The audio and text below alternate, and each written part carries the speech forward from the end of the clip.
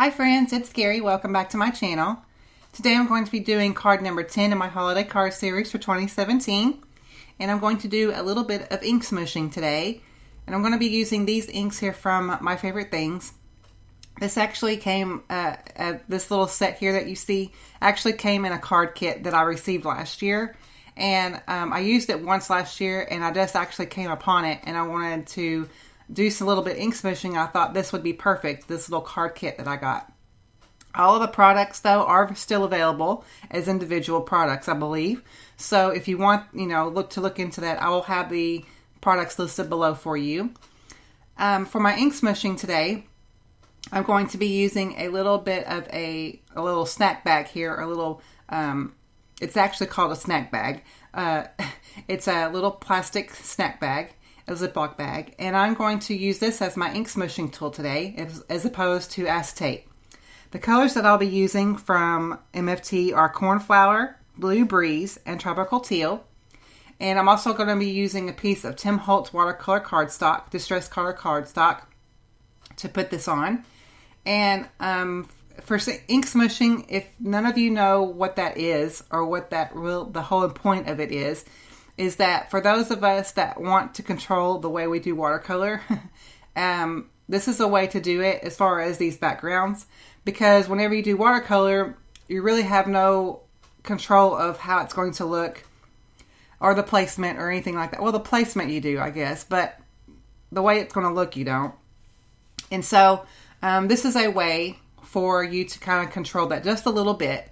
And so what I find, since I've done this in a few past videos, the ink smooshing, is that whenever I do it with acetate, whenever you apply the ink to the cardstock, I find that whenever you pull up the acetate, it kind of pulls, pulls in the middle once you pull up that acetate. With this bag here, it doesn't do that so much. It actually allows you to get that color soaked into the cardstock much better. So if you've never tried this technique before, I highly encourage you to try both ways. And maybe you will see, as well as I did, that whenever you use the bag, you get a little bit better result as far as the actual smooshing of the technique, if you will. So as I'm going along here, I'm just going to add color a little bit more color where in places that I feel like I need it, and just kind of get the color down where I want it. And no rhyme or reason as far as why I'm doing what I'm doing, but I just wanted to continue to add color in different places. And what's cool about these inks, even though they are not distress inks, they will, once you dry them, you can re-wet them and they will go ahead and move just a little bit more on your cardstock, which is cool. So I'm just kind of using this as a cloth too, just to kind of get some of that more of that color out and just dot it on there. And it really turned out kind of neat, I think. I like how the end result came out. So I have pretty much finished up all of what I'm going to do with this ink smooshing. I'm going to go ahead and heat set this as much as possible and then set it aside to dry naturally the rest of the time while I work on the rest of my card. So I'm going to work on some snowflakes now. This is the Simply Snowflake stamp set from My Favorite Things.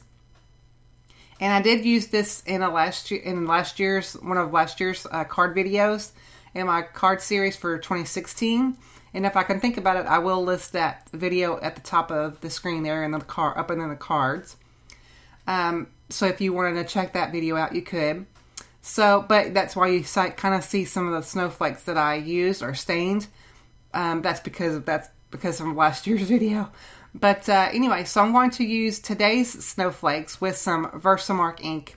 I'm going to emboss these three ones that I picked out and heat set them with silver embossing powder. I'm going to use my Misty for this because I want to make sure that I really get a great impression of these snowflakes. So you can really see me press down because the paper that I'm using is another piece of Tim Holtz cardstock here and it's thicker. So now I'm going to add my silver embossing powder onto my snowflakes here. And I don't have this embossing powder in a separate container like I do a lot of my other ones. Well, I say a lot. I should, because I use the silver embossing powder fairly often, so I probably will eventually. I just haven't done it yet. but I'm going to make sure that these snowflakes are really well uncovered, and then get my heat tool and heat set these until the embossing powder is smooth and melted. What made this go so fast too, as far as the embossing goes, is that since I went ahead and heat set my background, my snowflakes will also go quickly because my heat tool is already good and hot. And that's a really good tip to have whenever you're embossing. You want your heat gun to be really great and good and hot, so the embossing powder will melt pretty evenly. So I've also got the coordinating dies to these snowflakes, and I'm going to use those as well. So I'm going to get the ones that I need for the die cutting, and then I will do that off camera there. You can see how those turned out. They're absolutely beautiful. And now I'm going to work on my sentiment. My sentiment comes from another MFT set that came in that card kit. It's called I always have a hard time saying this word. Snowfall of Blessings. And I just die cut a piece of white cardstock with my favorite banner die, which I have no idea who makes it. I'm sorry about that. But I also covered this in silver embossing powder, and I'm going to heat set that once more and get that good and melted, and it will be a nice good accent for the look of my snowflakes too. So I've got my sentiment ready to go. Now I'm going to adhere my main panel that we did with some really strong double-sided adhesive here. And I'm using this adhesive in particular because I'm adhering this panel onto a piece of silver glitter cardstock. And you want a really strong adhesive when you're applying things over glitter cardstock, because you obviously want them to adhere really well. So that's why I chose this in particular, this adhesive in particular, because this will allow me to make sure that my card's not going to come undone on top of that glitter cardstock. So now I'm going to add some foam adhesive to my smallest snowflake here, and I'm going to apply it onto my medium snowflake and give it some dimension. I also added some foam adhesive to my larger snowflake, and then apply that onto my card, and it's going to give it a really nice look of dimension onto that panel. And it's really what it's needed. I kind of fiddled back and forth with the placement of my snowflakes, and that dimension is really what it needed. So I have prepared my card base and adhered all my panel onto my lighter blue cardstock. And now I'm going to add some final embellishment with the Studio Katia silver foil gems here. Just going to add them with my multi-matte medium and get those into place. These are really beautiful. I was so happy to be able to get my hands on a pack of these. They really look like diamonds. They're absolutely beautiful and a nice accent to this card design. So that pretty much completes my card for today, guys. I hope you enjoyed the tutorial and a look at ink smooshing using a different technique with the little paper, I want to say paper bag. It's not, a plastic bag.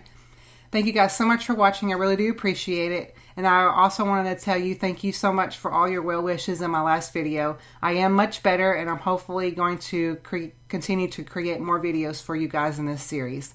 Thank you guys so much, and I will catch you on my next video. Bye-bye.